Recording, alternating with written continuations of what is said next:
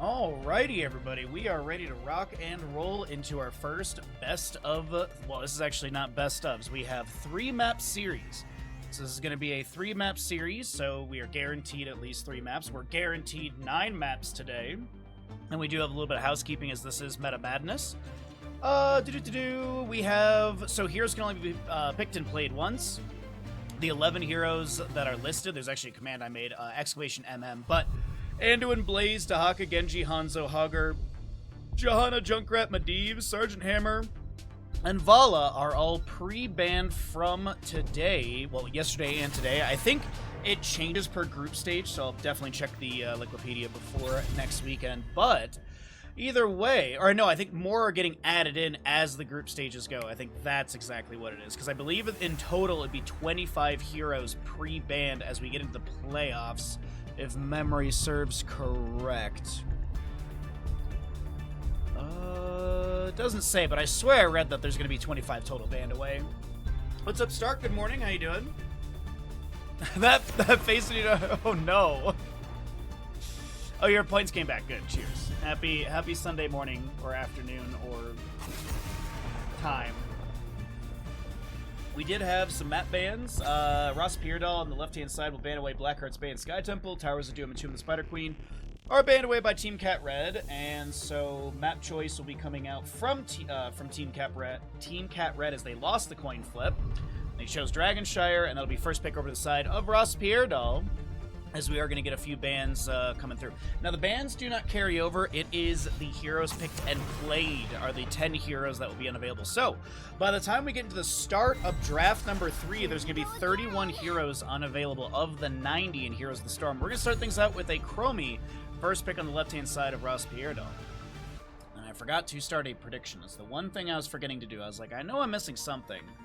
Alright, which team wins Dragonshire? Let's get that set up for all of you as we have RossPierrDoll versus Team Cat Red. Ready for action. Alright, well, double dwarfs as we get the Falstead and Muradin picked up together at the start for Dragonshire. Good global, good sustained damage coming out from Falstead. Lockdown for Muradin is not too bad either. The Chromie Artillery is really nice. I do like that a lot. And what do we want to roll in with the Chromie? Are they going to go for something very simple out the gate, like they go into like Varian maybe? You could just go Charge, Taunt, Lurking. Ooh! Okay, so no Stukov. I keep checking the list of heroes. The Stukov is not banned away. But Malfurion's a nice pickup as well. You have the Innervate for Chromie value. Oh, we don't test the gods, Ninja. We don't test the gods. What's up, bud? Good to see you. Good morning, everybody. Thanks for lurking, chat, and all that good stuff. But yeah, no, it's a really nice single target lockdown blow up. It's a 3-map series, by the way, which means that we're going to be playing 3 maps and you get a point per map win. No domination rules, no, oh, if you won all 3, you get 4 points or something like that. No, if you get 1 point per map, and that is going to figure out or set up who goes into the playoffs in early December. I believe group stage is most of November. There might be a little bit in December as well. I'm not 100% sure. But a Samuro will be banned away. Don't want to deal with that in the solo lane. Lucio removed as well. What do they want to go into on the side of Team Cat Red? They've got the Global in Falstead. They've got Lockdown with Muradin. Gonna need a healer. The Anduin's banned away, so no, like, Chastise with that. I'm trying to think, who do we got that we can maybe set up a little bit more CC with, potentially? The Brightwing Polymorph, the Zagara with the proper skid, in my opinion. I like the Polymorph, gives you a second global, which can be a little risky. Zagara could technically be a third global if they do go into Nidus Network. The last 2 picks on the left-hand side, though. Gonna need a solo lane. Could be into the Zagara. Zagara's probably for bottom lane, and they're gonna pick up that solo lane off of whatever they grab over here. Realistically, this could be a Leoric. It's a solid, easy pickup for a solo lane. Ooh, we're gonna go with Chen. Okay. We'll get a Chen, Maiev, a lot of mobility on the left-hand side, a lot of CC as well. Very, very controlling composition coming out from RossPierrDoll. I mean, between Charge slow, Lion's Fang slow, Taunt as well, Malfurion Root, Maiev Umbral Bind, Wandering Keg from Chen, I assume. The Sonya I like into the Chen. She can be a little oppressive. You have the Spear to interrupt brew drinking. It might be a Wrath of Berserker build for the just sustained damage and aggression. All in all, though, the draft has concluded. We've got our 10 heroes up and available. Let's load on into Dragonshire, everybody.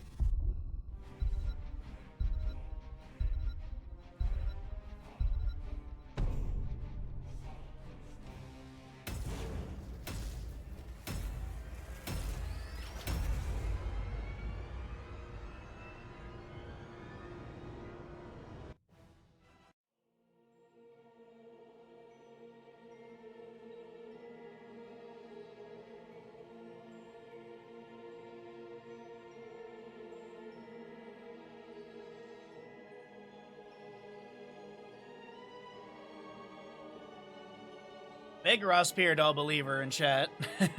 Believer, excuse me.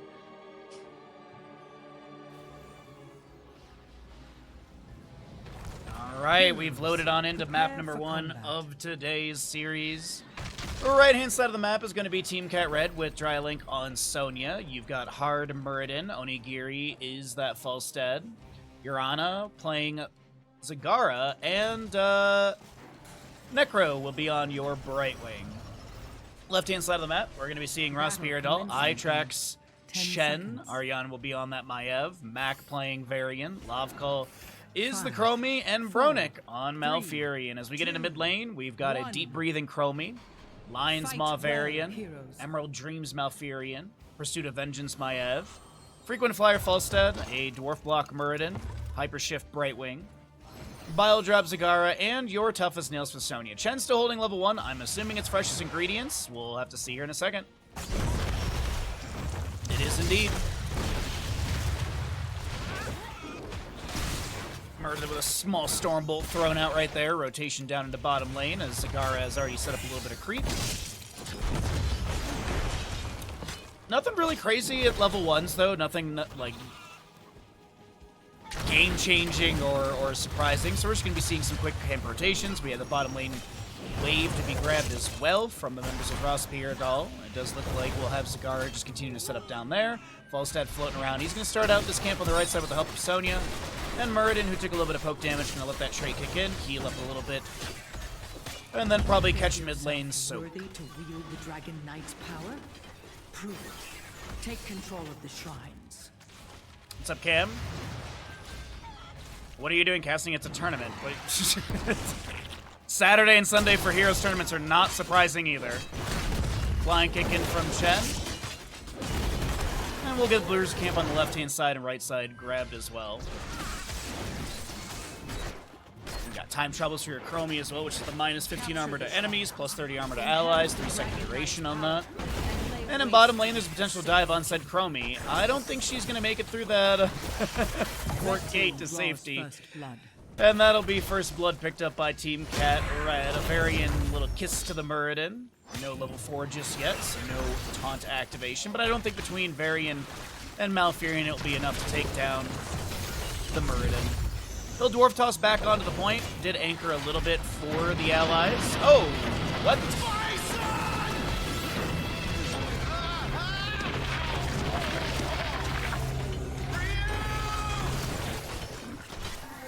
Kaladin, thank you so very much for the tier 1 for 35 months. I appreciate that. You were not sure. Dude, I have been casting Heroes tournaments on the weekend for multiple years now. Years. This ain't a foreign thing. Spirit of Vengeance, no Umbral Bind connections. Spin from Sonya onto a few of the enemies. And she won't be able to get any sort of fatal damage on that one. Bottom lane siege does continue. Inspired minion wave. As the camp will be cleared away. Time trap from Chromie does find Zagara, but she's got creep and she's gonna meander her way out of this one. Morbius loop level 5 for the Chromie. 7 stacks on your Falstad frequent flyer, going into hammer gains at level 4 as well. Zagara with the Envenom Spine. You've got your Magic Spit Brightwing, typical critical miss level 7. Top lane, Sonya lands a spear onto Chen. He immediately starts to drink up some brew. Unfortunately, Falset's sustained damage is going to be enough to force him back, and a few more slams from Sonya do connect. And the fort gate in top lane threatened, as we do have an invade on this camp on the right-hand side. Muradin does go down. RossPierrDoll picking up their first kill of the map.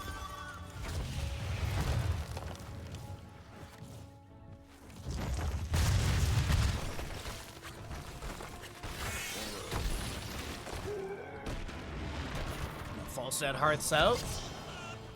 We'll be able to get full mana and health as Sonya in top lane with Poison Spear has put a little bit of pressure on the fort gate. She did go into Hurricane level 4, which is going to give her reduced the cooldown of Whirlwind by 2 seconds. Casting Whirlwind removes all slows and roots from Sonya. Excuse me. Boomerang level 7 for the Falset's. That's not crazy. It is going to be minus 15 spell armor to the enemies, but also the big thing is it gives you really good wave clear. Secret weapon, of course, more damage while the hammering is out, but I think minus 15 spell armor and a little bit of burst is kind of nice. Does look like RossPierrDoll does pick up the first Dragonite, as we do have a small skirmish onto the Falstead. Nah, he's fine.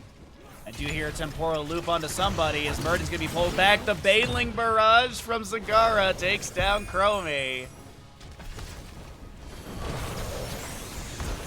Savage Charge kicks the Muradin into bottom lane.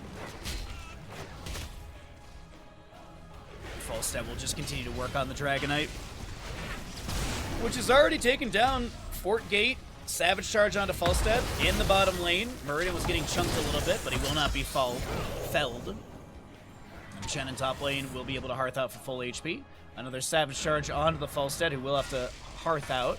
Sonya's going to maneuver into mid lane. Dragonite might get the mid lane fort.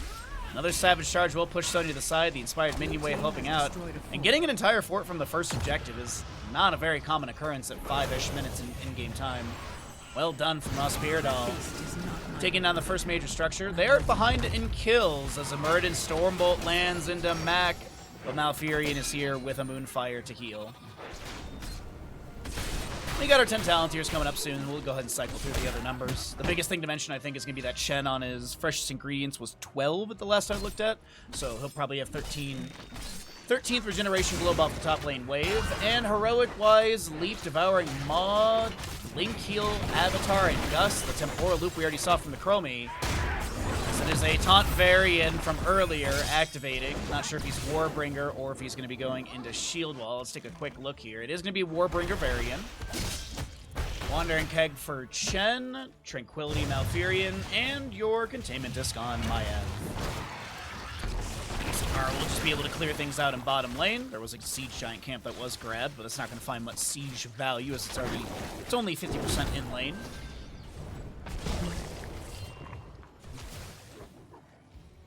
Forts just hold you back from succeeding. That's really the truth. They just get in the way. Soothing Missile was activated by the Brightwing. I did see a Containment Disc going out. Little Lion's Fang coming out from Varian as well. Currently 9 stacks of 25 for him. 8 actually for the Chromie on her Deep Breathing. I was expecting that to be a little further along. My beloved is gone. And one more Regeneration Globe needed for your Chen. 18 auto attack stacks on the Falstad, and Zagara in the bottom right is going to go grab that Siege Giant camp. Stormbolt attempted in the mid lane. The Temporal Loop lands onto Falstad. He gusts just as he gets pulled back. The root from Malfurion will put the bird to sleep, but Swiftwing will be able to wake up and back away safely as another charge. Taunt. No taunt action, actually. 4 seconds on that cooldown still. Muradin tanking a little bit of damage. Moonfires to clear out creep tumors. Control both shrines. And the Dragon Knight. Sun and Moonshine will be up and get available once again. Medivh is in position to grab Dragonite. She'll get mid lane wave really quickly. But bottom lane is being contested. Devouring Maw onto the Chromie. The hammering from Falstad comes out, but she times out immediately. Tranquility from Malfurion is currently active. Containment just lands on a Muradin.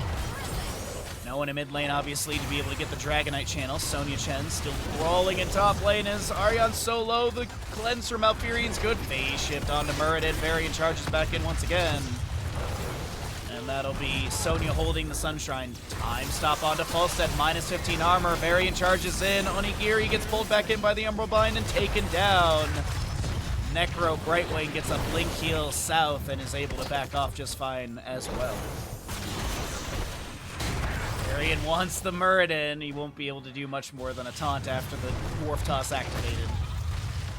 And we got that 13 talents here on the left-hand side. We already saw the Chromie timeout because she gets her talents 2 levels early. Mortal Strike will be the big one for Varian, though. Going to try and deny 40% of that phase shift from Brightwing for the 4-second duration, which would be kind of nice. Chen will pick up his enough to share, which is very common. Nature Swiftness. You've got your Shadow Armor for Medivh. As a small contest is going to break out around this bottom lane camp. Varian gets the taunt onto Falstad, or onto Zagara. Falstad gusts back, and I feel like if Falstad didn't gust there, Mac would be dead. Umbral bind, Falstad and Zagara do go down. The Devouring Maw connects onto Chromie. And now Muradin's trying to back away. He'll get a Pixie Dust from Brightwing and skedaddle out of bottom lane. Mid lane is available for Dragonite channel, but there's no one in position for said summoning.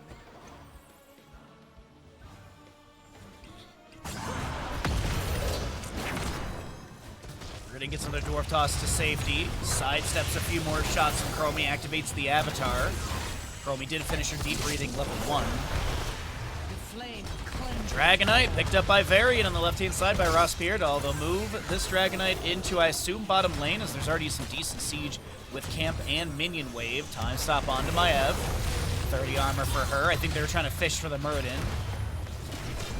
And actually, Dragonite gets a Savage Charge onto Falstad. This Dragonite's getting chunked by Zagara and Falstad. My god. Containment Disc onto Brightwing. There's going to be a Falstad flight, I hear. Does he have a Gust in time to save the Brightwing? Unfortunately not.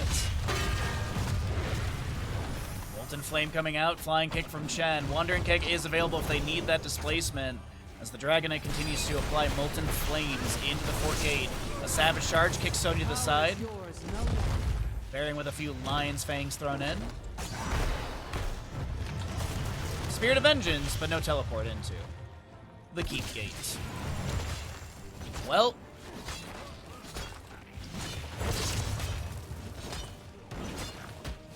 three kills have formed, or a 3-kill gap is formed. A 1-level lead is there. A little bit more than 1 level, but currently just about 15 to 16 and a half. Ish. Containment Disc onto your Muradin. Is there a route for Malfurion? Chromie damage is there. Umbral Bind, Cleanse, Temporal Loop is applied to the Muradin. He gets the Dwarf Toss out afterwards. Spirit of Vengeance, Fan of Knives. Not enough to take down Muradin, as he gets chunked so much, but not killed. Chen drinks up some brew in top lane, and it seems like this camp will be invaded, stolen, and pushed into top fort.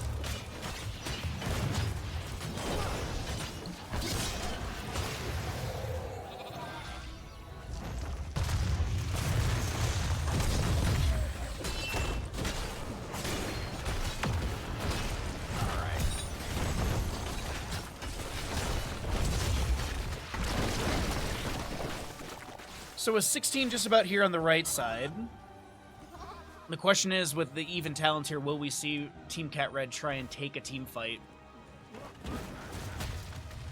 It won't be long before the shrines are ready. Not invading camp. Oh wait, they do find Chet in the rotation. Varian charges onto Muradin. Umbral Bind. Containment Disc is there. Zagara is still pushing bottom lane. Sonya lands a nice slam. That percent-based slam at level 16. Falstad W damage is still there. Leap in from Sonya is not going to be enough to take down Chen as he gets the Wandering Keg. A Temporal Loop on a Muradin. A Gust from Falstad to push back the enemy. Zagara has rotated in after getting bottom lane forward. A phase shift from Brightwing. Soothingness activated. Itrex so very low. Muradin and Falstad pulled back by the Umbral Bind. A charge, but no taunt as it's on cooldown. Hard gets taken out by Varian. Chen gets the Sonya kill. A Flying Kick on the Necro. But now I'm seeing a pivot through bottom. And is RossPierrDoll going for the throat in map number 1 through bottom lane? Or is this just getting bottom keep and then going for, and then backing off for objective? That is the real question. They're not playing to the far side of the keep, so I'd be led to believe that this is just going to be get keep and back off. But a win condition is set up through bottom. Another good team fight for RossPierrDoll, and they can just run at bottom lane and end the game. There is still a camp, by the way, pushing into top.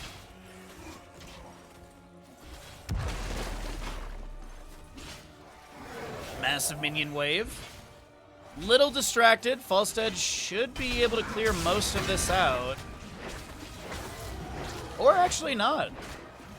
Top 4 goes down real rapidly once those archers got in line.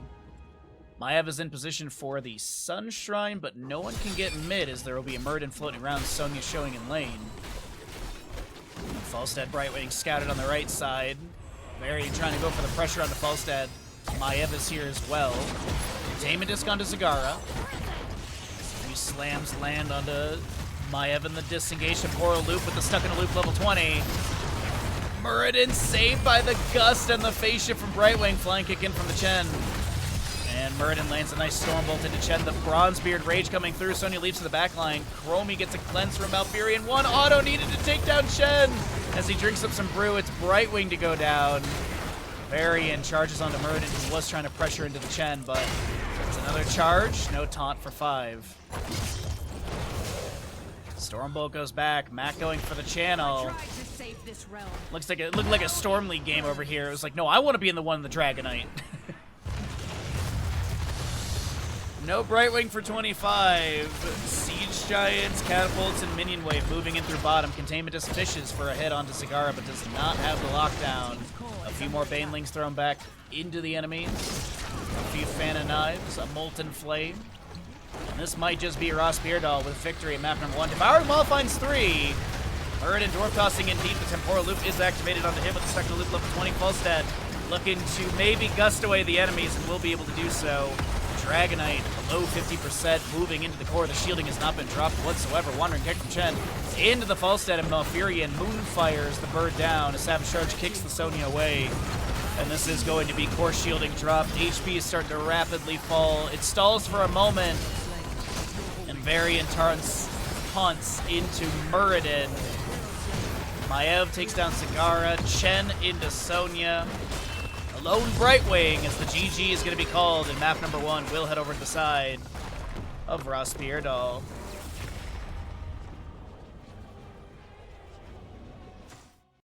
Is it explicitly, is it actually booze?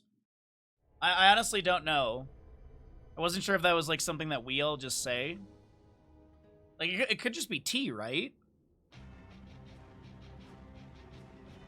Any lore heads in chat?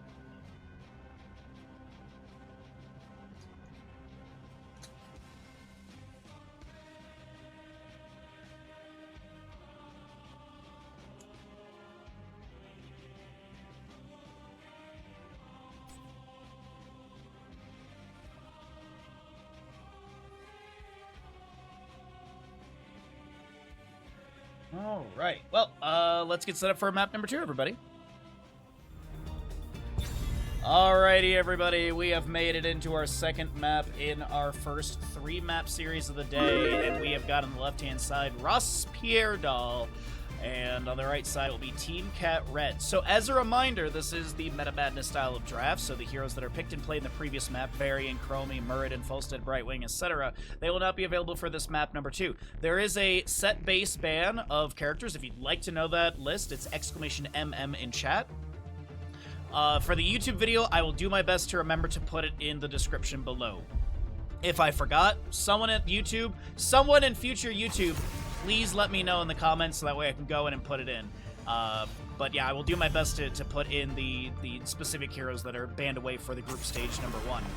Alright, so the only thing, the bans at the top of the screen don't carry over. I honestly don't remember a ton of the bans. I do remember a White Mane ban. I remember a Zeratul ban. So those could be played, but obviously not in this map number 2.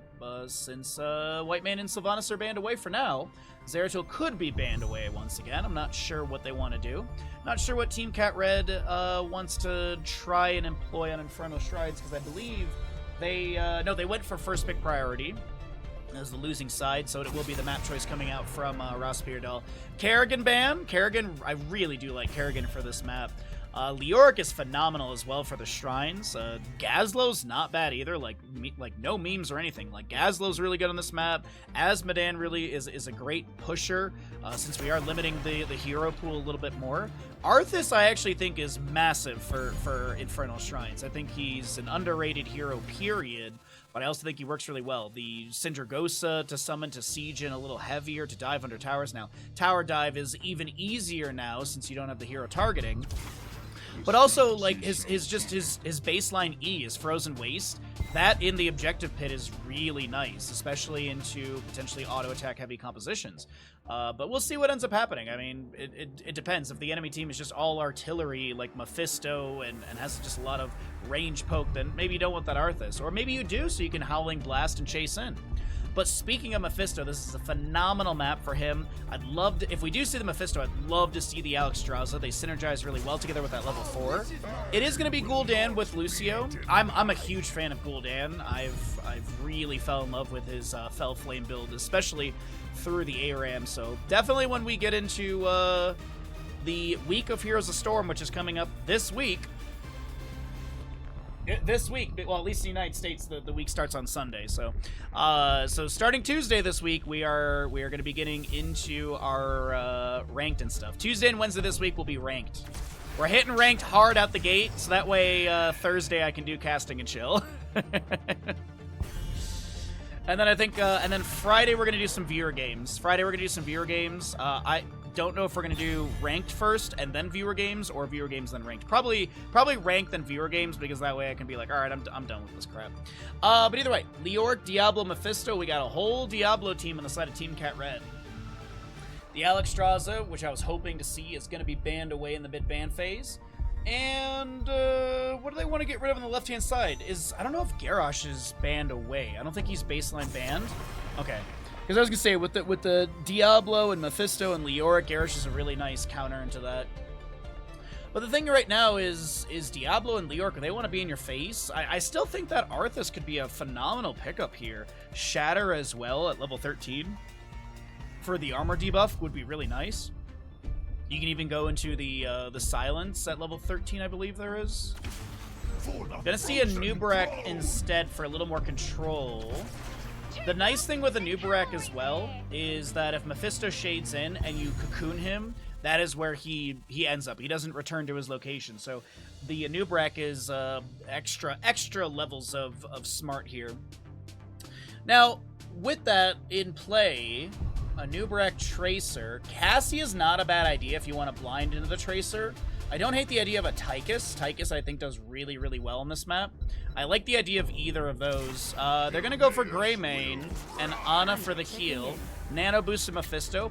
If Diablo goes into Lightning Breath, you could go Nano boosted Lightning Breath and Hellstorm level 20. It's really good. We don't see it very often. I think it was Gilly Shark and Bingo Night was the team that did it because they're innovative and fun to watch.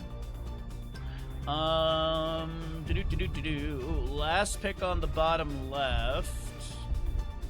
They're gonna need a solo lane into the Leoric. Hogger's up, I believe. They could Hogger this. Itrax was listening to the stream and he's like, hell yeah, Bahamut, I'll give you that Arthas. The Arthas is actually great into the Greymane. I wonder if they'll pivot the Nubarak into solo. I mean, a Nubarak can solo, but like, because Arthas in the 4-man against the Greymane is really nice. I think they pivot the Anubarak to solo. I might be wrong, but let's see what happens here. I think on paper, I think Arthas is better in the solo, but I do feel like he'd be better in the 4-man against the Greymane and such, but we'll see how it all unfolds, because I believe Itrax is the solo lane player, unless Mac and Itrax do role swap. There's a possibility. It's not like League of Legends where it's like, oh, I play top lane and that's all I play.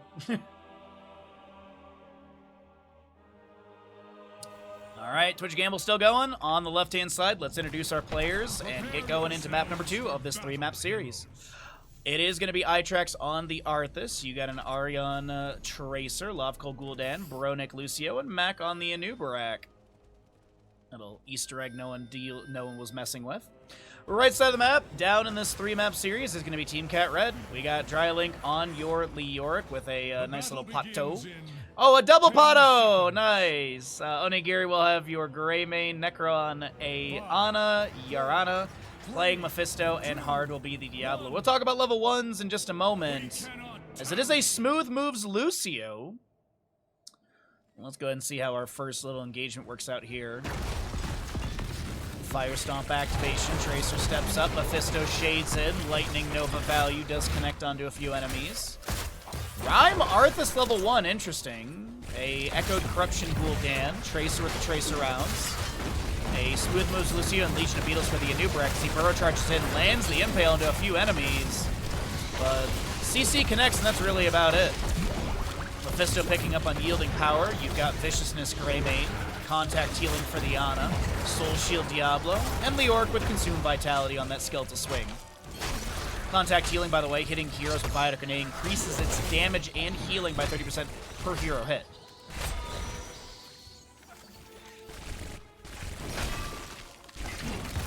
So it is Arthas in the solo lane, up against, well, Arthas Tracer in the solo lane, up against Leoric and Greymane. Pulse Bomb lands for a small bit of damage. Down in the 3-member double soak between mid and bottom. It does seem like a nice minion wave is pushed up on the fort gate. Gul'dan throws in a bit of corruption. He has 7 stacks currently. Not too bad, a minute and 20 seconds in. Hey, and we got odds on the gamble. Thank you, everybody. I appreciate you. Thanks for hanging out, chatting, lurking, all that good stuff. Happy Sunday, everyone. I managed to get 11 hours of sleep last night. I think I was tired yesterday. I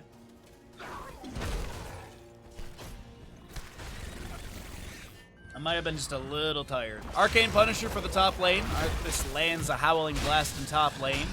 Leoric will Wraithwalk to safety. And as I mentioned, it's that Rhyme level 1, so every 5 seconds gains 75 physical armor against the next enemy hero. Basic attack, reducing the damage taken by 75, stores up to 3 charges. I was kind of hoping it was going to be like Trait level 1 or Frost Presence level 1, but we have Rhyme. I mean, it's still 75 armor. It's a very auto-attack heavy composition on the right side.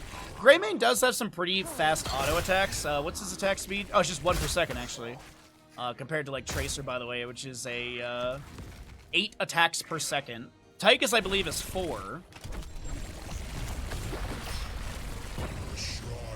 Let's see what we got going on.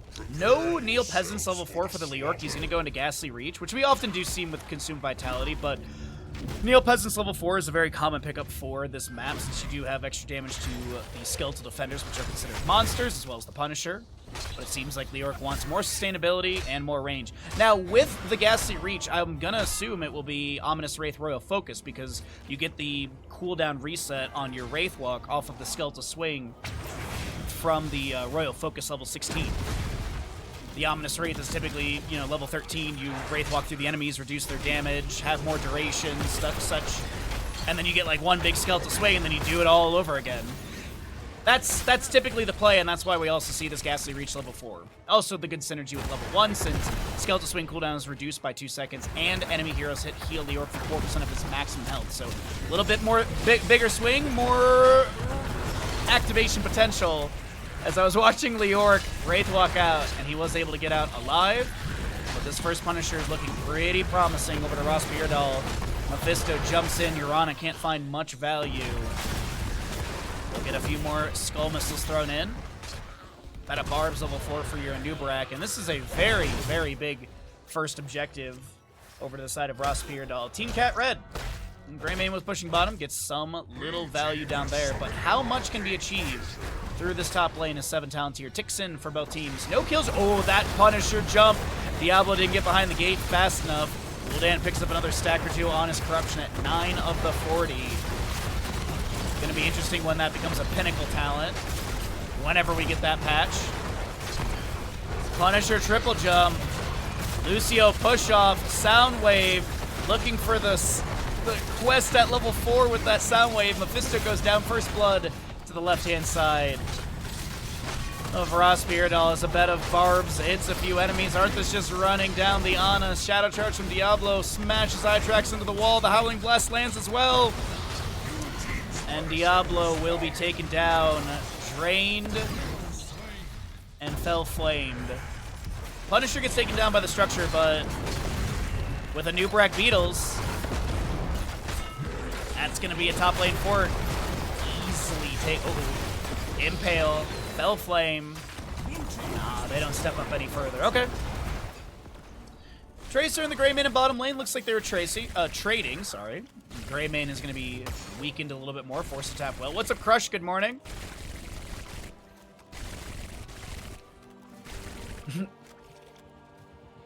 Wouldn't it be nice if that structure aided into defense? Yes, indeed. I actually, when I booted up Battle.net today, I saw the PTR updated today. And I don't believe the PTR has the same bug as Heroes of Storm where, like, you know, it updates constantly whenever you open up Battle.net. So, wondering if there was a few changes on the PTR yesterday or today.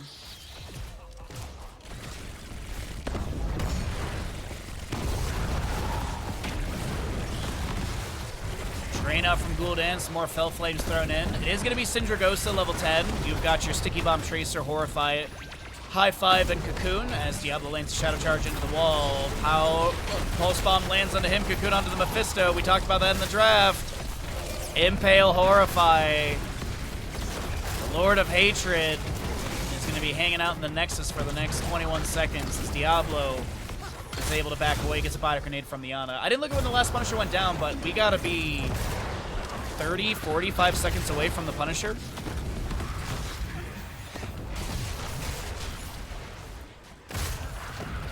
Yeah, how can they say our game is dead when every time you open up Battle.net it updates? Riddle me that one, Batman.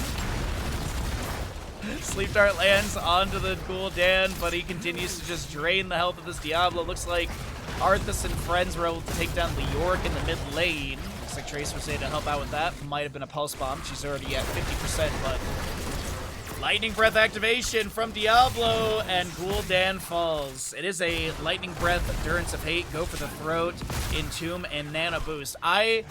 It's probably going to be Nano Boosted Mephisto, but I really would love to see a Nano Boosted Lightning Breath.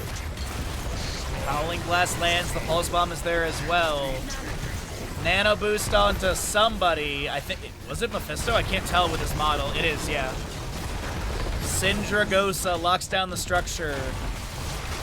As the Nano Boost Mephisto is taken down, Diablo with some Fire Stomp healing as he looks to back away, but Lucio and Tracer will be able to run him down.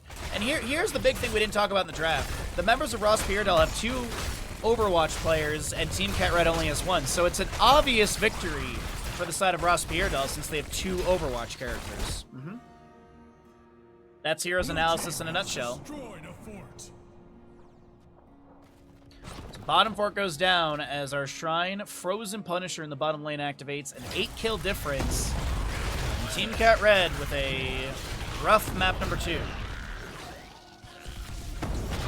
Let's see if they're able to reel things back in, but right now, Constellation Prize get the top lane camp.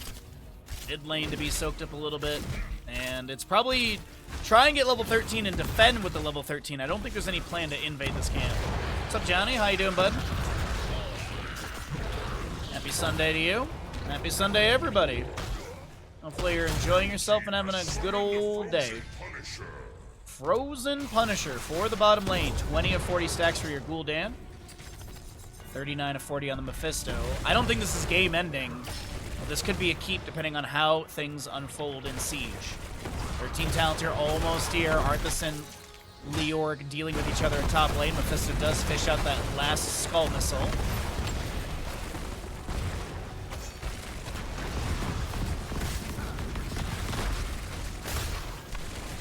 Punisher gets a double jump. Anubrak does not play into that. The Endurance of Hate from Mephisto goes out. The Nano Boost applied to him. Cocoon on to said Mephisto. The Lightning Breath from Diablo does get activated. There's going to be a Horrify from Gul'dan. Pulse Bomb lands onto Johanna as well. They shade backwards, and it don't matter. Gul'dan has the damage. Here's a nice Entomb. Shadow Charge from Diablo. Gilnean and Cocktail splashing in as well. Lucio with their first amp active. Little Sound Wave to push back the enemy. Go for the throat. Greymane tries to take down Love Call, but it's actually Greymane who falls. Anubrak burrows into this Diablo. He uses Tracer as a Shadow Charge target, and that's Leoric now trying to Wraith walk out alive. But the Punisher follows up. Is this a game-winning push at 10 minutes? They're playing to the far side of the keep, and I think we might have our fastest map in the tournament. Yo, what's up, Top Gunner? Good to see you, bud. Congratulations on second or whatever. Greymane respawning on a Mephisto to defend. There's a Endurance of Hate, but it misses. Shielding is dropped. Burrow Charge into Impale. Diablo's back in the mix. The Syndragosa's out. The Mephisto falls. Diablo comes in with the Shadow Charge trying to pressure the enemies. No souls on him. Lucio push off. Nano Boost to Diablo. But his Fire Stomp won't be enough. The minion wave arriving at Korra. Link is able to get back into the Hall of Storms. And now we have a pivot back into the core. The members of RossPierrDoll will be able to take map number 2 in this 3-map series. And that is 10 minutes, 40 seconds. GG, well played. RossPierrDoll with a dominant map number 2. They looked hot in map 1. They look on fire in map 2. Yo, what's up, Vita? How you doing today, bud?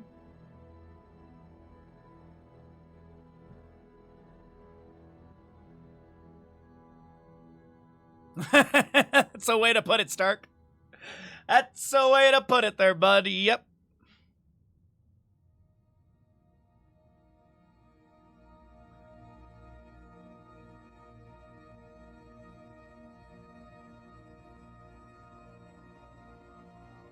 Alright, well, you know the dealio. We're 18 subs away from our sub goal. If you'd like to help us hit that for 420 subs, ha ha ha, funny numbers, silliness.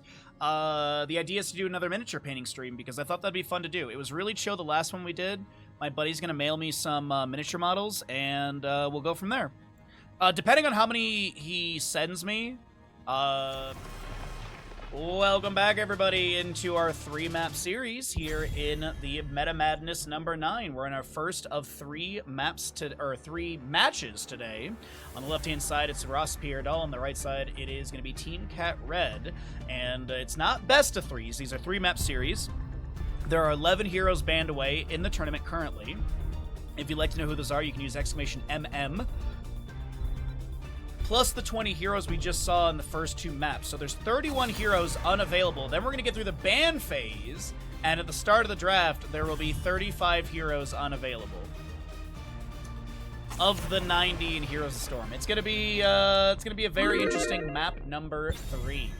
Whitemane, Uther, Li Ming to be banned away as well. And what are we going to get rid of here? Is there going to be another Zeratul target ban? We don't see a ton of Zeratul on Battlefield, but I feel like he could just be hunting people. And his wave clear is not bad. His camp clear is great. His just overall team fighting is on point. We just don't see a lot of Zeratul on this map. It's usually typically sustained damage dealers like your Lunaras and Cassia, Raynor, Greymane. But Greymane can't be played because he was picked up in the previous map.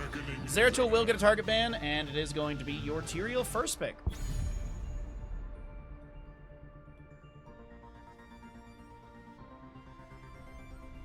Swirling Pool.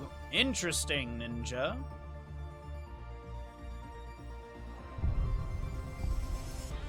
How you get a beer to be over 80 proof is beyond me. Go ask the monks and their triple box. Go ask the monks who make those super high % beers. Sylvanas and Rhaegar, though, will be grabbed on the side of Team Cat Red. Alright, so good siege potential. Ancestral big burst. You have a baseline cleanse. With the Tyrael, though, I feel like it's going to be some sort of auto attack build. You could just go into Ardent Defender, Reciprocate, and Burning Halo. But we could see a the hunt is Swift Retribution level 7 for the attack speed and movement speed buff, and they can just run down the enemy. I don't know why I'm such a big Swift Retribution fan. It's just, I think the talent's really good. It's 145% movement speed during the duration, and it's 125% increase to attack speed, or attack speed. So I don't know. I like them. I think they're really cool talents. Or it's a 25% buff to attack speed, not 125%, sorry. Malthael to be removed. Are they gonna Cho'Gall it?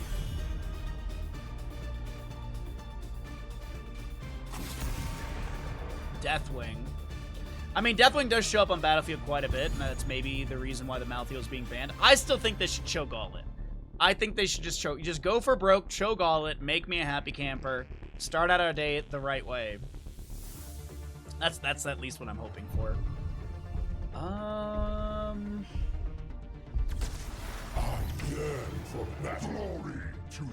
It's a really CC heavy with the Celestial Charge into Root of Feral Spirit. Sustained damage of Savas mobility is nice as well. Don't know what they're gonna do for their main tank though. Murden's already been played. Arthas has been played. Tyrael's picked. May's still available if you want to go into May for a slow, which wouldn't be too bad with the composition.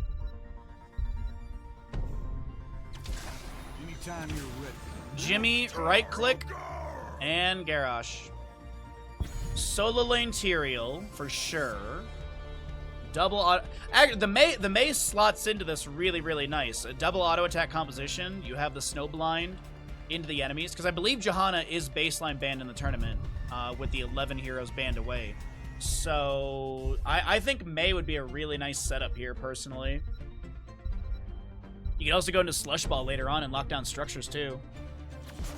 There is always hope. Main tank Ariel. Okay. This is a composition, to say the least.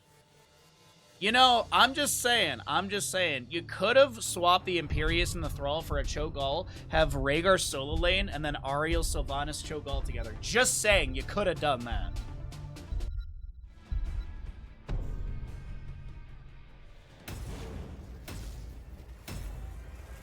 Well, there's odds on the gamble as we enter into map number 3 in our first 3-map series of the day.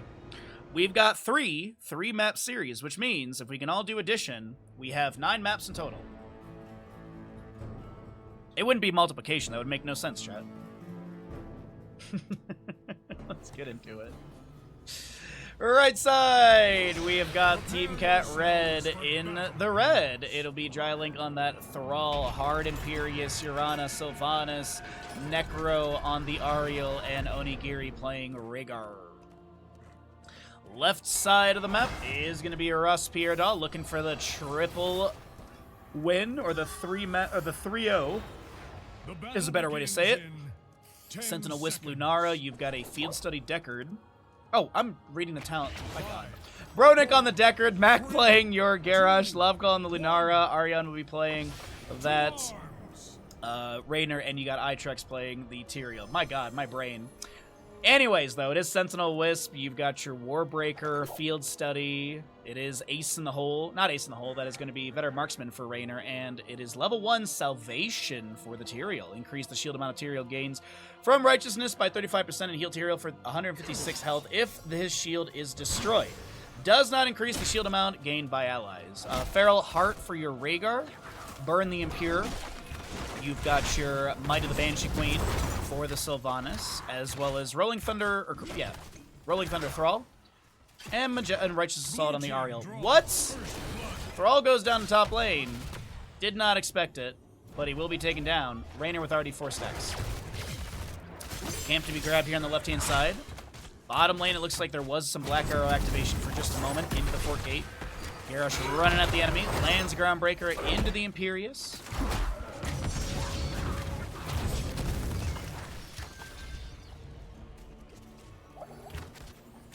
Don't forget, if you would like to get yourself a Christmas card and you have the channel points, be sure to redeem it.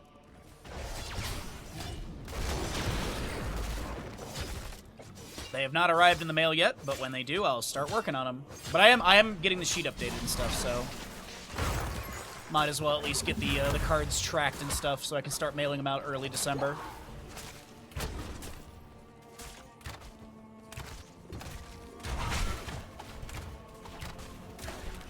So a bottom lane camp to be grabbed. Thrall back in the top lane, penetrating round to push him back. I assume it will be Behemoth Armor level 4. I mean, they both, the stacks trigger off the same thing, so might as well. And then if we make it to level 20, probably Sergeant Pepper. We'll scuffle over this bottom lane camp currently. Imperius activates his Molten Armor. It is that Burn the Impure level 1 for the percent base damage. Celestial Charge goes in, but it does not hit the old man Decker Kane. Mac is low. And will be taken down first. Kill for the right-hand side of Team Cat Red as Quid, thank you for the redemption.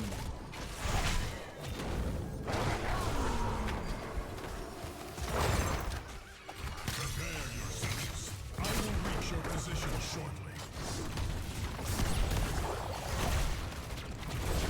More autos from Raynor poking here and there. A Celestial Charge fishes for a little bit of CC onto the right-click man, but Jimmy will not be held in place. Some decent siege onto the fort gate of bottom lane, though. Groundbreaker from Garrosh. Good haunting wave from Johanna is able to back away and take stock of top lane really quickly. Pretty equal. What's up, Owl? How you doing today, bud? Happy Sunday. Indeed, main tank Imperious, but it is double healer composition with that. 3-map series, and we're in the first one of the day. You are just in time for great games. And thanks for hanging out with us. Thanks, everyone, for being here. Immortals will be raced down to half. First half is looking pretty good from RossPierrDoll. About a 3K difference or so. Immortals will go to race potential sides, and let's see who wins this out. I assume it's RossPierrDoll because they're already winning the first half, and I mean their race is really, really nice between Lunara and Raynor. Lunara does have Nature's Calling level 4 as well. That's a huge one for her. Imperious, sorry, different Angel. Tyrael heads to top lane with Raider to clear out this camp. It looks like the objective will head into bottom. Hard is going to try and invade this camp. Sylvanas sustained damage on the Mac is pretty good. The Celestial Charge does land. Scroll a ceiling from Decker came with the field study. The Ruby healing comes through as well. Indomitable activated, and Mac lives. Tyrael Drune's Might into the point. There's like just a second of channel left on this. Celestial Charge lands, but Hard is taken down. The invade on the camp is not going to be successful as Lovehill gets the channel. There's a toss on a Sylvanas, no haunting. Wait for her to teleport to safety. Meanwhile, Tyrael chasing in further. Body blocking Ariel. Penetrating round. I don't think hit Necro, but that is going to be Emerald applied. Toss onto Lunara. A little DIY leaping strike. Dry a length. Has the fort defenses, but the goggles, they do nothing.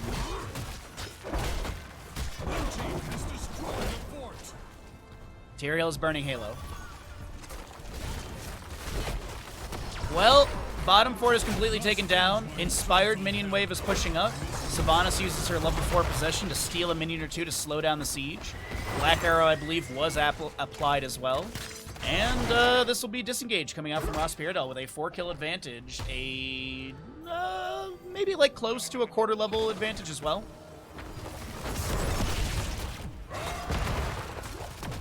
Not too big of a gap between these teams right now. But let's go ahead and cycle through the other numbers, get an idea of the damage and such as Tyrael gets the Eldrune's Might thrown into the wave. Burning Halo working on a few of those minions. Smite down on the ground. Brawl does land a little root of his own, but this is just going to be traded minions currently.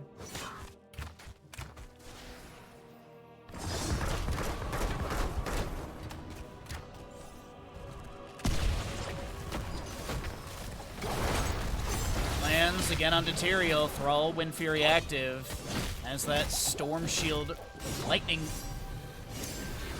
Is it Lightning Barrier or Lightning Shield? Lightning Shield. That's what I thought. Groundbreaker fishes. Does land a hit onto Thrall. Raynor pushing up the wave a little bit. There's an Inspire activated onto the Impalers as well, as you see that little pulsing blue at the bottom, but it is not permanent. Since there's no... Oh, that was really good Indomitable. Since there's no Exterminator level 1. Lunara manages bottom lane wave. This is going to be 10 talents here, picked up by RossPierrDoll slightly faster. And it's about a half a level lead as Raynor's going to work on a few minions of this top lane wave. You got Warlord's Challenge, Thornwood Vine, Stay a While and Listen, Hyperion, and Judgment from the Tyrael. As Tyrael's the one to go down, he'll get some death time reduction with his trait. Raynor gets an assist from the Garrosh, throwing Thrall out of place. And Johanna now, haunting wave to the side. Almost gets taken down by the enemies, but will be able to tap well. Meanwhile, Lunara just doing Dryad things, and she'll be able to start working on the Immortal, get it dropped down to nearly 50% for the trick. Ancestral, Mind Control, Ardent Defender, a Crystal Aegis, and, Angelic Armament. And Thrall is what, Earthquake? Yeah, he's Earthquake, okay. I was wondering if he goes Sundering, but... Looks like he wants to have a little bit of team fight control, almost pulses on the ground to trigger straight. Also, the pulses do have a small amount of damage on them. Currently 74 per pulse. But this is going to be the second Immortal phase, going over to the left-hand side of RossPierrDoll, and that'll be top lane for the Immortal, as no fort in bottom lanes exists. Our glory radiates breaks through this land. 29 stacks for the Rainer. By the way, he did not go into Behemoth Armor level 4, went to Fight or Flight. Reduced the Adrenaline Rush cooldown by 10 seconds. Casting Adrenaline Rush grants 25 armor for 3 seconds. Also does have Fuel the Rush, while Inspire's active Adrenaline Rush's cooldown reduction from basic attacks is increased to 2.25 seconds against non-heroes and 4.5 against heroes. Baseline or passive reduce the mana cost from 75 to 45. As the Earthquake from Thrall is activated, Itrax is floating around. The Mind Control does land on Tyrael once again. Someone report the Tyrael for feeding as he got about 3 seconds off that death timer. Hyperion Ancestral into the Imperius, but Decker Kane had applied an Emerald to that Horadric Cube, so it was a minus 75 healing for 4 seconds, and Imperius will stay a while and listen as he heads to the Hall of Storms. The Immortal gets the top lane fort, and I think that's the end of the siege coming up from RossPierrDoll. Nicely done. Rainer pivoting to top lane as this camp will spawn. Perfect timing. Bottom lane camp available, but it looks like the allies are going to float around, make sure that Rainer is not going to get ganked all on his own.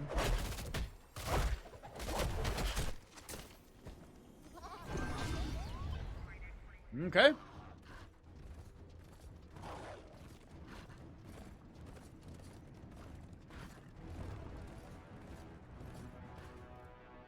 And you know the funny thing is too, with the Deckard was in the early draft slot. I believe it was first pick Tyrael, then Deckard Lunara with the Raynor and Garrosh at the end. The Rhaegar was picked up early on the right side, so the Deckard, you know, okay, mitigate the Ancestral healing, but picking then another healer into that could have been risky. Could be risky. It's not over just yet. Who knows?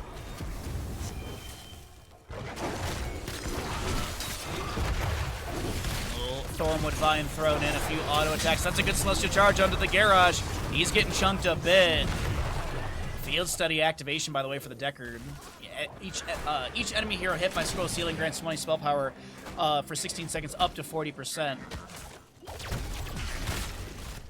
I will say this also. If Bronik had gone into my personal favorite at level 1, the Scroll of Identify, I think the stackage would be out of control, but all 3 of the level 1s for Deckard are great. Utility-wise, Sapphire is the best. Let's all be honest. Now, at the rank that I play, a lot of enemy heroes or teams stack up, they clump up together, so I get a lot of value of Scroll of Identify. And minus 15 armor at completion is really nice. Judgment from Tyrael, Ancestor healing comes through with no healing debuff. Mac trying to back away, but Imperius gets the kill. Crystal Aegis onto this Imperius as he looks to get out of here. A cleanse from Rhaegar was applied. Lunara still trying to chase him on the right side. Haunting away from Sylvanas. Decent damage onto Lothfall. Rhaegar lunges in for a bite in the butt. The Celestial Charge lands into the Imperius, but so many members of Team Cat Red are so very low as a Detainment Strike pushes enemies. No one away, actually. Raynor goes back to race.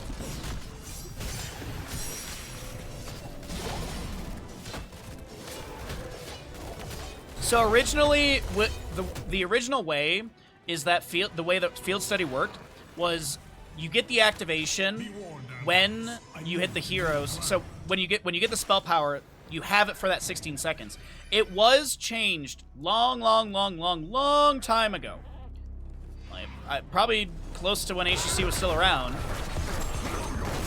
where if you have a pot out, like over here, and then you get the activation of Field Study, it does apply to the potions that are out on the ground.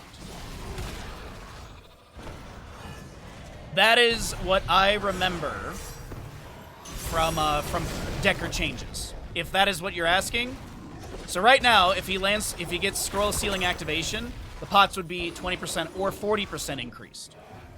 It's not you have to land the root and then that 16 seconds or whatever. Hopefully that was nice and clear. As we get back into the objective phase, it is a little bit of race. The Judgment from Tyrael goes on to the Imperius. Here comes the Hyperion from the Raynor penetrating round to push back the enemy. Sylvanas Haunting waves in and is able to get the Raynor kill. That will take down 15% from his veteran marksman level 1. But Mac has a few more autos. And it looks like this Immortal phase will be over. The Burning Halo actually gets that taken down. The Celestial Charge lands on Hogger. She gets a little Blood Praise for the heal. Lunara trying to back away. Thornwood Vine thrown in. Crystal Egg applied to the Imperious as Thrall fishes for a root into someone. But none to be connected. Yeah. Now, here's the thing. If you have a potion out, you land the scroll ceiling, and no one picks up the potion in that 20 seconds, it goes back to the baseline amount.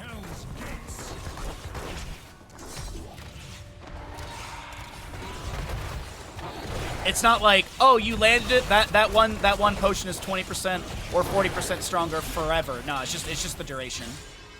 Which I think is a really good change for that level 1, because otherwise it's kind of like poo-poo butts. Nice and dominable. Ally toss allows the Decker to back away. Immortal still sieging in through top lane. Takes down the top lane keep. Tamer Strike pushes back the Garrosh, but here comes the Judgment from Material into Ariel, trying to slow her down. And Lunara does have the damage needed. Mind Control lands into Mac. That's a good stay a while and listen on to the enemies. As Garrosh lives with 105 HP, this is going to be haunting way from Sylvanas to back away. But this Immortal is taking down Keep, and look at the positioning of RossPierrDoll. They're going for core. Red team's core is under attack. Yo, what's up, Crimson? Hyperion from the Rainer has been summoned. Sylvanas goes down, and it looks like we're gonna finish things out with a on Battlefield of Eternity. RossPierrDoll takes the 3-0. That's 3 points to them.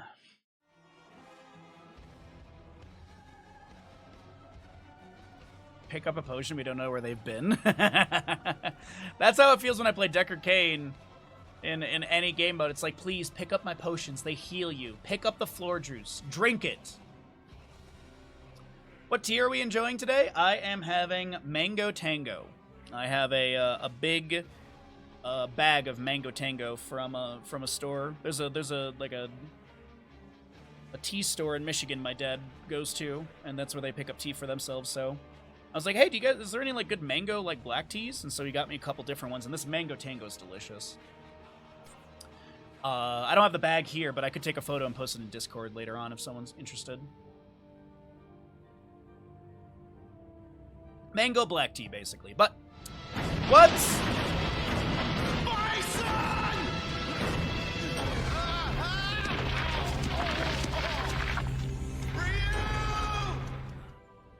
For the good boy.